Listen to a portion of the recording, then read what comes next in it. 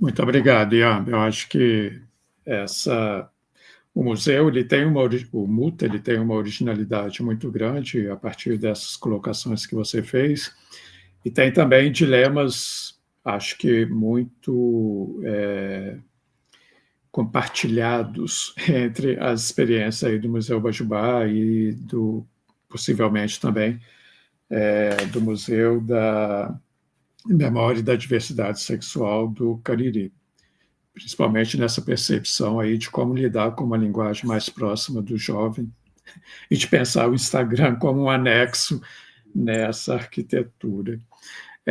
Mas, enfim, vamos ouvir o Gilney. Gilney, você pode ficar à vontade aí, com 15 a 20 minutos para você se apresentar. Olá, pessoal. Iniciozinho de noite, né? Uma ótima noite para todas as pessoas.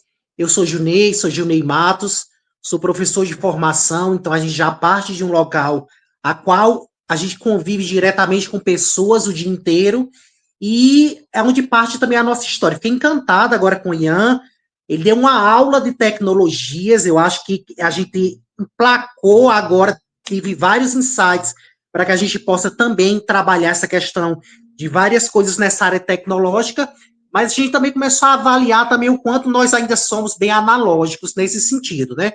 Então, pegando o gancho também que ele falou sobre o Instagram ser um anexo ou uma extensão setorial dos nossos espaços, o Museu da Memória e Diversidade Sexual ele também nasce nessa perspectiva. Como professor de formação, eu fui dar uma aula no curso de mestrado no Prof. História, no curso profissionalizante no mestrado em História, e a gente vinha comentando em uma área de comunidade. Nós temos um aspecto muito importante da nossa região, que a gente trabalha muito essa questão da regionalização. Então, a nossa universidade, que é a Universidade Regional do Cariri, é uma universidade a qual ela sempre, desde o primórdio dela, ela começou a trabalhar essa questão da regionalização. Então, nossa região, que é a região do Cariri, a qual veio o nome do museu, é uma região independente no estado do Ceará. A gente coloca independente porque nós estamos a quase 600 quilômetros da capital Fortaleza. Então, a partir daí, a gente parte de um princípio a qual todos nós temos memórias, temos histórias, temos oralidade. Porém, quem tem direito a essa memória? É esse o espaço a qual a gente começa a dialogar com essa perspectiva. Então, a gente cria uma ideia de museu a partir de uma visita social numa comunidade. Nós vamos trabalhar uma disciplina no curso de História, que era História, Memória e Comunidade, e a gente começa a dialogar sobre quem são os sujeitos que têm direito à história. E uma das professoras, durante o carro, que a gente vinha conversando, ela colocou assim, Junei, quem foi os primeiros LGBT do Cariri? Como foi que surgiu as paradas do orgulho aqui da nossa região? Então, ela começou a fazer uma série de indagações e eu comecei a responder esses diálogos institucionais sobre isso. Sou um dos membros fundadores do movimento organizado no interior do estado do Ceará. Então, desde os anos 2000, nós estamos construindo a história do movimento LGBT da nossa região. E assim construindo essa história, por ser um professor e sempre trabalhei nessas partes administrativas, sempre fui uma pessoa muito arquivista. A gente começou a organizar material, comecei a organizar. Então, nós tínhamos, na sede da nossa ONG, várias partilheiras e vários arquivos mortos, 2000, 2001, e etc, etc. Uma gama de materiais necessários. E ela pegou e disse assim, Junei, por que tu não constrói um museu? E eu nunca tive uma experiência nessa área de museologia. Então, eu sou uma pessoa altamente hiperativo e fui tentar pesquisar o que existia no país relacionado à questão de museus e nesse viés de museologia LGBT. A gente começou a dialogar com espaços, começamos a observar o próprio Museu Bajubá, o SEDOC em Curitiba, os espaços de museologia que tinha nessa temática. Eu disse, poxa, nós temos um museu no Ceará. Eu veio aquele insight que eu disse, poxa, tudo que essa galera tem de história, de memória e arquivo, nós também temos aqui no estado do Ceará. Então, a gente começou a tirar das caixas, literalmente, todos esses papéis, e a gente começou a dar visibilidade. Quando eu vi, eu recebo uma ligação do jornal O Povo, que é um dos jornais de maior circulação aqui no estado do Ceará, onde ele pedia uma entrevista sobre o Museu da Diversidade. A gente não tinha nem assim, nem noção que ele tinha um nome já de sair. Então, a gente colocou Museu da Memória e Diversidade Sexual do Cariri. No primeiro projeto, um projeto pioneiro, a qual a gente trazia memórias e histórias de pessoas ilustres da comunidade LGBT que já tinha passado pelo nosso contexto. Então, a gente começou a abrir os nossos arquivos e a gente tinha Miss Gay de 1980 na nossa região. Pense, uma região no interior do estado do Ceará, a última cidade, literalmente, do estado do Ceará, uma região pequena a nível geográfico, porém, no final da década de 70, já com N características, como os carnavais, como as histórias relacionadas às comunidades, e a gente começou a ver que a gente tinha muito material com isso. Então, houve a ideia de nós criarmos um Instagram específico, que era justamente o Instagram do museu. Desse mesmo perspectiva, a gente começou a receber doações de materiais. Poxa, vocês estão criando um museu aí no Cariri? Sim. Então, nós temos algumas fotografias, nós temos material disso, nós temos algumas atas, eventos relacionados a IST e AIDS, durante o contexto também dos anos 90. A gente começou a receber muito material. Quando a gente começou a observar, nós já estávamos dentro de uma rede de memória LGBT, porque assim como foi colocado, o Instagram, as redes sociais, a questão do alcance da visibilidade, o que nós pensávamos na década de 90, dos anos 2000, hoje, num boom, a gente consegue materializar uma rede de memória. Então, comecei um diálogo institucional com vários espaços. A gente dialogou, primeiro, com pessoas, com personagens, com protagonistas e pessoas que já estavam presentes em nossa realidade. Depois a gente começou a passar por um espaço que fosse maior. Então, a gente começou a nível local, depois a nível estadual, depois a nível regional, pensar o que o Nordeste tinha, porque toda a literatura, todos os espaços, todas essas coisas relacionadas à história do movimento sempre vinha do eixo Rio e São Paulo ou Curitiba, e alguma coisa da Bahia. Mas o nosso Nordeste, com toda a gama, com a diversidade de espaço, nós não tínhamos esse direito à memória. Então, eu comecei a dialogar com vários ativistas, com vários militantes, com várias redes de ONG do país, e eu falei assim, Neixe, o que é que vocês têm de memória LGBT aí na ONG de vocês? Ah, Junei, tem isso, tem aquilo, tem papel, tem documento, então manda para aqui que a gente está guardando, a gente está organizando, a gente estamos musealizando.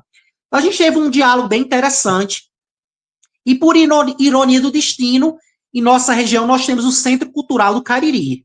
No Centro Cultural do Cariri nós tivemos uma visita da Aires, que hoje faz parte também do MUTA, é uma travesti de Fortaleza que trabalha nessa rede de cultura em Fortaleza, e ela começou a dialogar, apresentou o MUTA.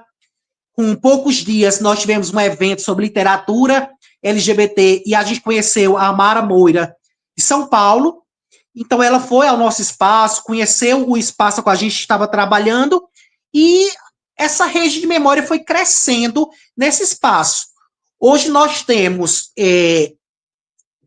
acho que mais ou menos, a gente não começou ainda a contabilizar, mas acho que a gente tem mais de 20 mil peças, tanto nossa, a nível local, como a nível estadual, como a nível nacional, e todos os dias nós recebemos doações de materiais. Eu sempre uso o Instagram da instituição, a gente coloca os recebidos da semana. A gente começou a ter uma gama de materiais do acervo do Daci Penteado, uma gama de materiais sobre ISTs e AIDS, uma gama de materiais de outras ONGs relacionadas dos nossos estados mais próximos. Então, a gente recebeu muito material nesse sentido. O professor Luiz Motti fez uma doação de todos os seus livros, então a gente tem todo o acervo do professor Luiz Motti com a gente, que entregou em mãos. Então, a gente foi recebendo muito material, muito documento com isso. E o nosso desafio hoje é justamente o processo de digitalização, que é o que a gente pensa. Hoje a gente pensa que o museu ele não pode mais, como o Ian colocou, estar apenas fechado nesse espaço, mas precisamos digitalizar, precisamos correr atrás de editais de fomento. Então, nós tínhamos toda essa parte estrutural, toda a parte de documento, de arquivo, e esse ano nós conseguimos emplacar 2 projetos, que foi justamente de pontos de cultura. Nós conseguimos 2 pontos de cultura, tanto pela nossa ONG de base, como pelo museu, onde a gente conseguiu um aporte financeiro para que a gente possa organizar. Então, foi comprado estantes, foi comprado alguns materiais, e a gente começou realmente a organizar. Hoje, a partir de janeiro, nós estamos agora nessa forma híbrida. Nós temos o Instagram como um espaço acolhedor, como um espaço de exposições virtuais, porém nós temos também hoje o nosso espaço físico.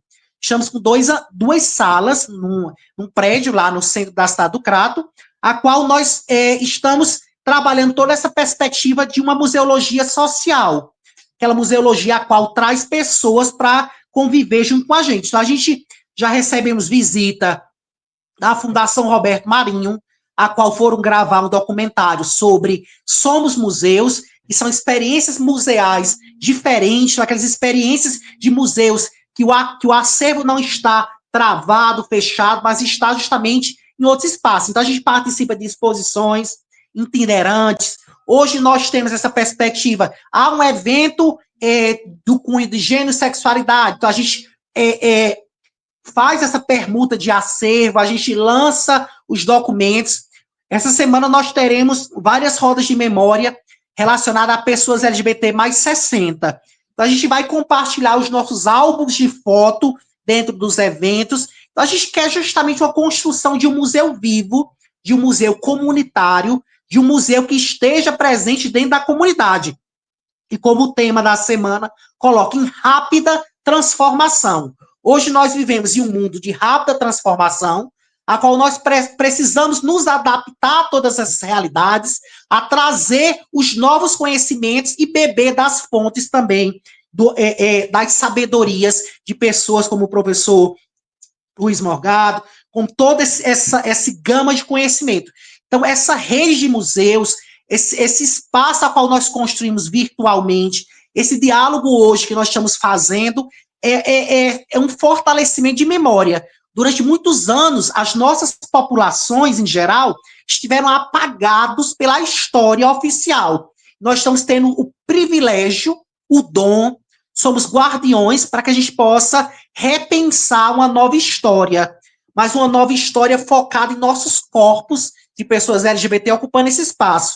Então, o que nós começamos a criar nesse fluxo, a nível local, a nível de interior, a gente começou a pensar uma perspectiva de memória diferente. Até tínhamos uma memória LGBT, como eu coloquei, do eixo Rio e São Paulo, mas a pauta LGBT também aconteceu nas pequenas cidades, nos interiores dos estados. Então, a gente quer justamente trazer essa pegada de interior mesmo, da gente mostrar que a batalha também começou nesses espaços e que a gente realmente constrói uma rede de memória. Então, estamos aqui para somar, para fortalecer e queremos realmente aprender a construir essa rede de memória e mostrar para as pessoas que nós também temos direitos.